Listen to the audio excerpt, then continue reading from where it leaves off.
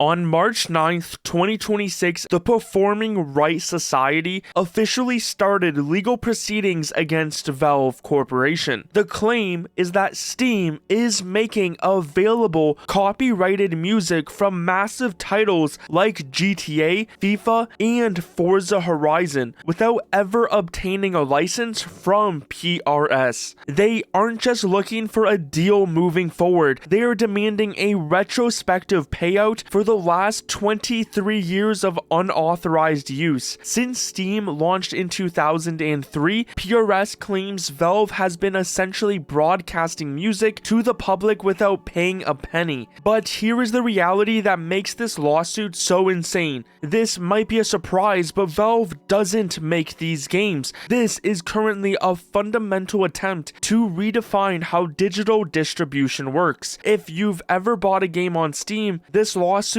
will affect you. Today, we are breaking down why this is being called one of the most brain-dead money grabs in the history of the industry. To understand how we got here, you need to understand who the PRS is. They are a collection society. In the UK, when a songwriter or composer joins PRS, they assign their performing rights to the society. This includes the right to perform, broadcast, or make available their music to the public. Usually, their job is straightforward. They collect royalties from radio stations, pubs, and concert venues. If you play a song in your cafe, you pay the PRS. But now they've set their sights on Valve. In their official press statement, PRS specifically name-dropped some of the biggest franchises on the platform. We are talking about the Grand Theft Auto series, Forza Horizon, and the entire FIFA and EA Sports FC catalog. Dan Gopal, the chief commercial officer for PRS, released a statement saying they have a duty to act because great video games rely on great soundtracks. He argues that songwriters and creators deserve to have their contributions recognized and fairly valued. The legal basis here is Section 20 of the UK Copyright Act 1988, specifically the making available right. PRS is arguing that the act of hosting a game file on a server and allowing a user in the UK to download it is communicating the music to the public. PRS claims they've tried to engage with Valve for years, but just think about what that engagement actually was. They've been asking Valve, a platform owner, to pay for music that is already inside a product sold by someone else. Valve has been ignoring them because in any other world, the license is already handled. Now PRS is taking it to the high court, hoping to squeeze a massive settlement out of a company that they see as having infinite money. But what's truly predatory about this filing isn't just the demand for a future license, it's the demand for retrospective payments. PRS officially stated on March 9th that this litigation will progress unless Valve takes a license that covers their repertoire both retrospectively and moving forward. PRS is asking for a cut of every single sale of games like GTA or FIFA for the last 2 decades. We are talking about billions of dollars in historical revenue that was already shared between Valve, the developers, and the original music publishers. To see how deep this rabbit hole goes, you have to look at the PRS's history. They have a reputation in the UK for being the ultimate copyright bully. In 2009, they famously went after a 56-year-old shelf stacker for singing to herself while she worked. They claimed her singing was a public performance and threatened her with thousands in fines unless she bought a license. They've targeted mechanics for having a radio on in their own garage and even went after a woman for playing classical music to calm her horses, claiming the horses were an audience. When you realize that this is the same organization now coming after Valve, the lawsuit starts to look more like a classic PRS shakedown, which they've done countless times so far in the UK. So this is why this is the ultimate example of double dipping. In the music industry, there are different types of licenses. When Rockstar wants to put a song in Grand Theft Auto, they negotiate a sync license. This license allows them to sync the music to their software and distribute that software to customers. The developer has already paid the artist at this point, and the music is legally cleared to be inside that game.